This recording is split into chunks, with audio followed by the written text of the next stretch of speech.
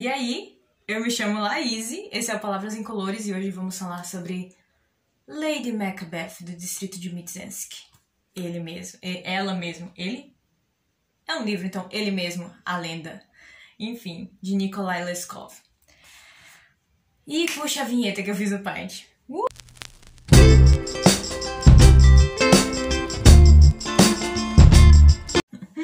Enfim, esse livro eu terminei de ler na estante, mais precisamente umas 2 horas, 1 hora e meia atrás. E aí, daí eu tive que lavar meu cabelo pra ele ficar aceitável aqui pra vocês. Enfim, terminei precisamente umas 2 horas atrás. E eu tava surtada com essa novela. Essa novela é maravilhosa e eu preciso falar pra vocês sobre esse livrinho.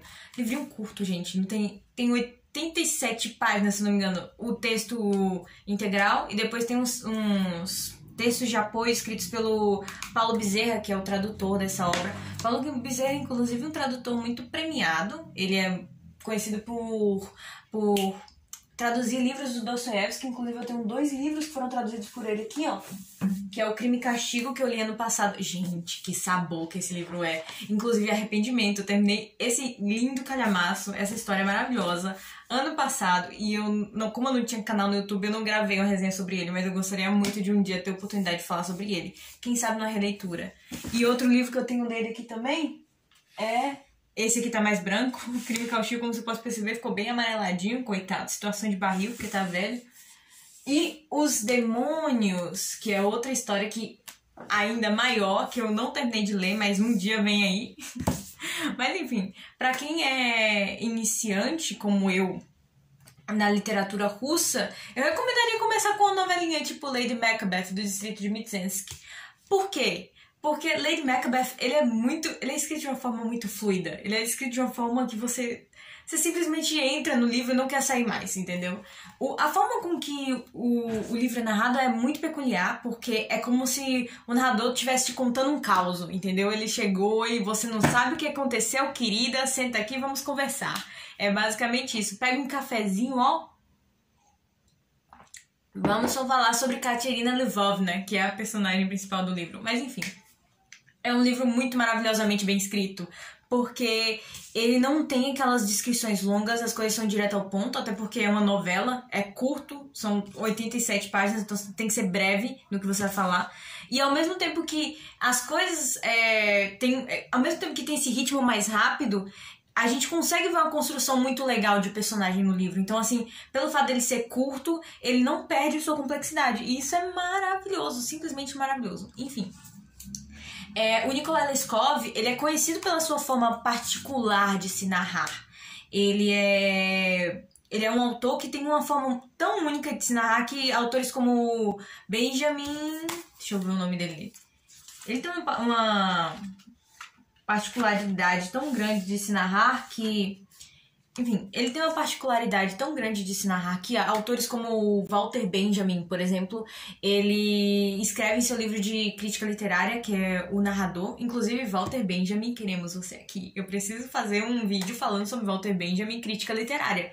Não sei nada, não sou formada em área de literatura, não tenho nada a ver com isso, mas eu gosto de falar de literatura, eu gosto de dar meu espetáculo. Então, quero ler esse livro para falar sobre o que ele tem a dizer, quais são suas ideias no livro. Mas, enfim... Sem falar de Walter Benjamin, mas falando de Walter Benjamin, ele fala que a escrita, a forma de se narrar de Nikolai Leskov era muito única, porque Nikolai Leskov, ele teve essa experiência de ida ao campo, experiência de ida nas cidades grandes. Então, o que acontecia? Ele sempre pegava pequenas causas, pequenas histórias, pequenas coisas que o povo contava e transferia isso para os seus livros. Essa novela, Lady Macbeth, é uma das mais populares que ele tem, e ele faz essa junção do popular, que eram histórias que eram contadas pelas pessoas do campo, e da literatura universal, que é em Lady Macbeth, que Macbeth é uma história escrita por William Shakespeare. William Shakespeare, que dispensa apresentações, é o William Shakespeare, e apresenta simplesmente uma das maiores vilãs da história da literatura universal, entendeu? Ela era do mal, ela era encapetada, a mulher era o cão. Pra quem não conhece a peça de William Shakespeare, ela vai contar dos Macbeth, que era um casal de pessoas da nobreza. Se eu não me engano, eu não li a peça, mas é o que eu descobri através da leitura dos textos de apoio. Então, assim, posso cometer alguma errata aqui, que eu só vou conseguir compreender que é uma errata quando eu ler a peça. Inclusive, peça de William Shakespeare, queremos você aqui. Eu quero muito falar a respeito dessa peça também. Mas enfim, a história da peça conta o seguinte. É a história de uma mulher chamada Macbeth e seu marido, que era um grande militar. Esse grande militar tinha passado por muitas grandes batalhas e todo mundo o reverenciava por ser o doidão, o cara que matava todos os exércitos e pá. E aí rolava uma profecia, tinha uma profecia naquela época que dizia que ele ia se tornar rei. A Lady Macbeth escuta isso, ela fica, ó, pensando nisso, ó meu Deus, o que vamos fazer para o meu cara se tornar rei? E aí o que ela faz? Ela pega e ela começa a encher a cabeça do marido dela pra assassinar o rei. Eles acabam assassinando o rei e ele assume o poder. Só que aí o que acontece? A partir desse assassinato do rei, pelo que eu entendi do que tá descrito nos textos de apoio, não sei porque eu não li a peça, inclusive preciso lê-la, mas enfim... a partir daí, isso implica em vários outros assassinatos que ela tem que fazer pra conseguir manter em segredo as coisas que ela tem que esconder, porque ela matou o rei junto com o marido. Então, assim, vai começando a virar uma bola de neve. E no final da história, depois de tantas mortes, ela começa a sentir uma amargura profunda e um profundo arrependimento. E a partir dessa amargura profunda, ela se mata no final da história e morre. É assim, é William Shakespeare, gente. No caso da peça de William Shakespeare, tanto quanto a novela de Nikolai Leskov, ambas as personagens principais, Katerina Lvovna e Macbeth, elas são muito frias. Elas não sentem nenhum tipo de empatia pelas pessoas que elas matam, elas não sentem nenhum tipo de culpa, não tem. Principalmente, eu vejo isso muito salientado em Lady Macbeth do Distrito de Mtsensk. Como eu não li a peça, eu não sei dizer se tem toda essa carga de culpa na outra Lady Macbeth, que é a original. Mas, pelo menos aqui, em momento algum, de todas as coisas que Katerina Lvovna, provavelmente eu tô pronunciando o nome dela errado, mas assim, em nenhuma das coisas que essa mulher faz, ela fala, oh meu Deus, não deveria ter feito isso. Ela não faz, entendeu? Ela não tem, do começo até o final. Quer dizer, o final é um pouco contestável. Talvez ela tenha tido algum tipo de arrependimento, sei lá. O final é contestável, mas assim, do começo até boa parte do processo de... Acontece uma coisa que eu não posso falar, mas dali em diante ela continua sem remorso nenhum, ela não... a cara nem treme, entendeu? É diferente de Crime e Castigo do Dostoiévski, inclusive Dostoiévski era parça do Nikolai Leskov, eles eram mais que amigos, friends, mas enfim, não vamos falar de Dostoiévski hoje. Mas assim, continuando, ela não sente um pingo de arrependimento, gente. É bizarro. Ela vai fazendo coisas atrás de coisas e vai virando tudo uma bola de neve e ela não sente absolutamente nada. E assim, como que eu vou começar a contar essa história? A Katerina Lvovna, ela era... Lvovna, provavelmente... Gente, tá me dando a gastura profunda pronunciando esse nome, mas ignorem. Eu não sou conhecedora de russo, mas assim... A Katerina Lvovna, ela era uma mulher que ela era pobre e aí ela acabou se casando com um grande comerciante. Esse comerciante, ele era basicamente um homem rico, muito rico, porém ele era muito velho. Ele tinha ficado viúvo porque basicamente ele ficou viúvo porque a esposa morreu. Enfim, e esse comerciante tinha ficado viúvo, já velho, nunca tinha tido filhos e ele tenta se casar com Katerina Lvovna, na esperança de ter um herdeiro para conseguir prosseguir com a árvore genealógica da família. Porque, assim, foram muitos e muitos anos casado com a mulher e a mulher não lhe deu filhos. Katerina Lvovna, ela se casa e a partir do momento que ela se casa, ela não tem nenhum filho com o comerciante, provavelmente porque o comerciante era infértil. E aí o que acontece? Ela começa a viver uma vida de uma pessoa rica e solitária. Ela fica o dia todo na fazenda de interior lá, enfiando bufa no cordão, o dia todo sem fazer absolutamente nada, andando de cômodo em cômodo e procurando exatamente o que fazer. Ela não tinha o que fazer, ela ficava lá olhando pro teto. E aí, o que acontece? Ela fica tão consumida pela aquela gastura de estar o tempo todo parada sem fazer nada, que ela fala, não, eu preciso reagir, eu preciso fazer alguma coisa. Aí ela resolve sair tranquilamente, de boa, passar no pátio, que é o pátio da fazenda dela. Então, assim, ela passa por lá, vê um monte de trabalhador brincando, um monte de gente se divertindo lá, falando, brincando com um negócio de pesar. E aí ela encontra o Sergei, que ele é chamado de Seródica, porque, pra quem nunca leu literatura russa, os nomes... É muito complicada a questão de nomes aqui, porque tem o nome, tem o apelido, tem o nome de família e tem o abreviativo, o diminutivo desse nome. Não é abreviativo, é diminutivo mesmo, desse nome, que seria uma versão carinhosa que as pessoas íntimas usam. Então, assim, a Katerina tem um abreviativo, todos os personagens têm um abreviativo que às vezes é usado, às vezes não. Então, assim, é um pouco complicado de se entender, mas quando você se acostuma, sempre tem a nota de rodapé, esse aqui é o diminutivo da personagem tal. Então, assim, rapidinho você se acostuma, você consegue continuar a leitura, principalmente nesse. Em livros maiores como Crime e Castigo, por exemplo, é um pouco mais complicado porque são muitos personagens. Apesar de que Crime e Castigo não tem nem tanto personagem assim, mas os demônios têm mais. Enfim, sem Dostoiévski, Lady Macbeth, voltando ao tema. Ela começa a conversar com esse Sergei, que é um capataz, ele trabalha na fazenda dela, e assim, ele já tinha sido expulso de outra fazenda, porque ele deu em cima da mulher do fazendeiro, entendeu? Então assim, ele já tem um histórico de coisas que ele já fez. E aí ele começa a dar em cima dela, daqui a pouco ela começa num frenesi que ela está loucamente apaixonada por esse Sergei. Esse Sergei, ele começa a namorar essa menina, eles começam a ter o rolo, entendeu? Começam namoradinhos. E assim, como ela fica sozinha na fazenda, porque o comerciante sai muito pra fazer negócios, ela começa a se apaixonar perdidamente por ele. Até que um dia, chega ninguém mais, ninguém menos que o sogro de Katerina na fazenda. E aí quando ele chega lá, ela fica, oh meu Deus, o que eu vou fazer? Ele já chega lá sabendo que tava acontecendo esse negócio dessa traição dela, porque tava começando a se espalhar, tava muito na cara que ela tava traindo o marido, e assim, tava tão na cara que o povo já tava comentando, olha, a mocinha ali tá ficando com o outro cara lá, que é empregado do marido dela. Então assim, já tava espalhando essa fofoca por todo que é canto, e ele chega pra tirar a situação a limpo pra saber, gente, o que aconteceu. E aí ele chega lá e aí ele começa a descobrir que realmente eles estavam juntos. E aí ele prende o Sergei, e prendendo o Sergei, ele fala que vai mandar uma carta pro marido dela, que vai expor tudo que tá acontecendo, esse caramba. E aí, o que acontece? A Katerina tem a brilhante ideia, entendeu?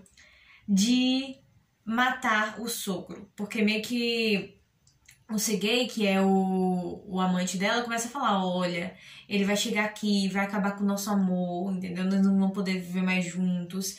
E como ela tá tão cega pelo amor por esse amante dela, por esse capataz, ela fala, não, eu vou ter que dar um jeito nisso aqui, eu não posso viver mais sem o meu grande amor da minha vida. E aí ela fala, vou matar esse velho. Ela coloca veneno de rato dentro da sopa dele. A sopa dele era feita de cogumelo, então assim, como era uma coisa comum as pessoas morrerem porque tomaram sopa de cogumelo, porque cogumelos poderiam ser perigosos dependendo do que você tomasse, ninguém suspeitou muito de que ela tenha cometido esse crime. Então assim, seguiu-se a vida.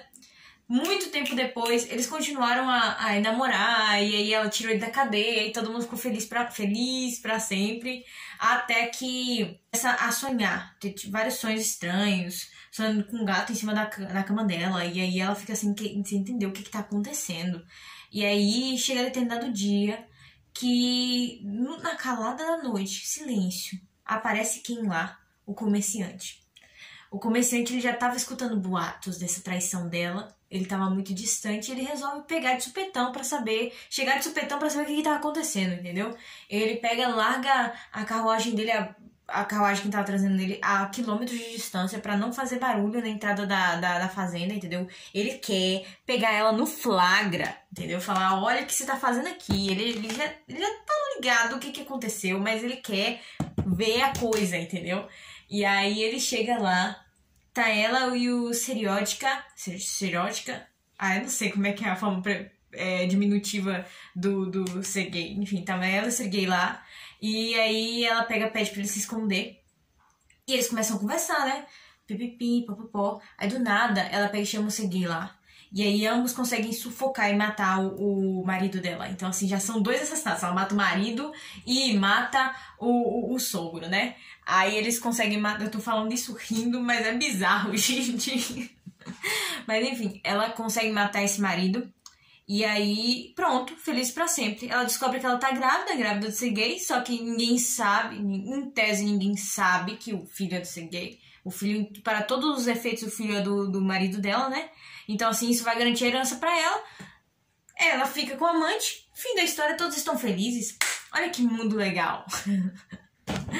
Enfim, e assim, você observa que no decorrer de toda essa confusão que acontece, ela não está nem um pingo culpada, ela não tá nem aí. Ela tá feliz porque agora ela vai estar com o amado dela. É isso que acontece, entendeu? Então, assim, você vai lendo e ela não demonstra o mínimo de culpa. Ela só vai... Isso durante todo o livro é como isso afetaria o meu relacionamento com ser gay. Não afetou? Não me pronunciarei. Afetou? Vou matar a pessoa. Ela matou o sogro, daí pra ela matar o marido dela é assim, entendeu? Então, assim, simplesmente ela vai lá e mata o marido. E, assim, quem quer que tivesse na frente dela pra impedir que ela fique com o ser gay, ela ia impedir, ela ia matar essa pessoa, ela ia arranjar um jeito de excluir essa pessoa da existência, porque é isso que consome e é isso que enlouquece a Lady Macbeth do distrito de Mtsensk. E aí o que acontece? Ela mata o marido e aí eles conseguem viver bem e eles estão muito felizes até que acontece de surgir do nada. Ninguém sabe de onde veio. Aparece um sobrinho desse comerciante, que também é um possível herdeiro. Então, assim, ele vai ficar com metade do dinheiro que ia ser pra ela e pro filho, né? E aí ela começa... Pra ela não ia tentar intervir em nada, não ia mexer com esse menino. Mas aí o Sergei começa a falar: nossa, a gente vai ficar com metade da herança, eu não vou poder te tratar da forma como que eu queria tratar você. E ele começa a colocar coisas na cabeça dela, entendeu? Uma espécie de forma de tentar ver se ela conseguiria mais dinheiro, mais influência, se ela conseguiria dar um jeito de continuar no fim da história tendo esse dinheiro da herança, né? Que agora tava sendo dividido em dois. Aí, o que acontece? Ela acaba que matando o menino. Ela mata uma criança, gente. Eu não tô nem brincando. É assustador, porque, assim, é de uma psicopatia. E a forma com que o Nikolai Leskov vai escrevendo faz com que, a cada passo, a história vai ficando um pouco mais sombria. Inclusive, até nos textos de apoio que a gente encontra no livro, é do tradutor falando a respeito de como que o Nikolai Leskov reagia no decorrer da produção dessa obra. E ele falava que ele sentia arrepios, e ele se sentia amedrontado sempre que ele descrevia certas partes de Lady Macbeth. Lady Macbeth, ela possui muito dessa coisa sombria que tinha nos contos, nos causos que os russos contavam. Então, assim, ela tem muito dessa frieza russa dentro dela. E é muito interessante acompanhar. E, assim, depois que eles são descobertos, o processo de consequência e o final. Gente, o final desse livro é muito bom. E, inclusive, eu lembro que quando eu comprei ele, eu tinha visto que era um livro fino, mas eu não imaginava que era tão fino. Eu comprei ele por R$26 ou R$25. E, assim, não tinha me passado pela cabeça a finura desse livro, porque ele é muito pequeno. E aí, quando ele chegou da caixinha da Amazon, eu falei, meu Deus do céu, eu gastei R$26 num livro dessa finura. E eu fiquei... meu coração doeu, confesso que doeu. E, assim, quando eu terminei de ler esse livro, eu percebi que cada centavo valeu a pena, porque ele é... Gente, leiam esse livro. Eu acho que vai entrar, com certeza, pros melhores do ano. Ele é 5 estrelas. Ele é sensacional. Ele é um momento. Ele é o maioral, entendeu? Não tenho adjetivos para descrever esse livro. Leiam. É uma história fascinante do começo ao fim. Você vai ficar preso. Eu, por conta do trabalho e faculdade, eu acabei não tendo tempo pra ler ele tudo de uma vez. Mas, assim, eu tenho certeza que se eu começasse a ler ele numa tarde, 1 hora da tarde, chegava 8 horas e já tinha terminado, entendeu? Porque ele é muito bom. E ele é muito bem escrito. E, assim, por mais que ele seja um clássico do século XIX, ele não é difícil de ler. Porque, assim, a história, ela é muito... não é leve. Ela é muito fluida. E o autor, ele não se prende aos classicismos do século XIX. A forma como que ele escreve não é uma forma... Ó, vós estivesseis... Sabe aquela linguagem mais clássica? É uma linguagem um pouco mais popular. Até porque o próprio Nikolai Leskov, ele tinha essa ideia de que, às vezes, linguagens mais populares poderiam aproximar o público da sua obra e poderiam contribuir para o crescimento da obra. Então, assim, ele misturava personagens que têm, por exemplo, pouca educação, pouco acesso à educação. Ele colocava esses personagens com erros de fala mesmo, errando o tempo verbal não, mas concordância verbal, essas coisas. Então, assim, ele coloca algumas minúcias que... Gente, imagina vocês ler esse livro sendo russo, falando russo, entendendo todas as referências. Porque ele coloca minúcias da língua russa aqui, que, tipo assim, nunca na galáxia a gente vai conseguir pegar. Apesar da tradução do Paulo Bezerra ser uma tradução muito boa, a gente não vai conseguir pegar todas as referências desse livro, entendeu? Mas assim, mesmo não conseguindo jamais pegar todas as referências desse livro, é um livro maravilhoso, é um livro que vale a pena, e é um livro que você tem que ler. Você que está aí do outro lado, tem que ler. Enfim, leia Lady Macbeth. Esse é o vídeo de hoje.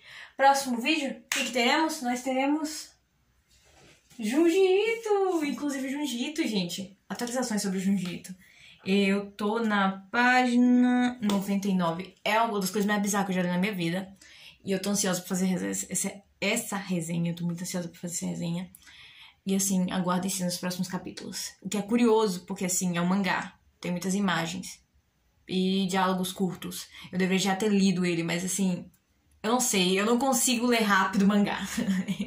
É uma coisa estranha que eu tenho esse defeito. Mas assim, é sobre isso. Próxima resenha teremos Junji Ito. E até a próxima. Não sei como me despedir. E falou. Esse é o vídeo de hoje.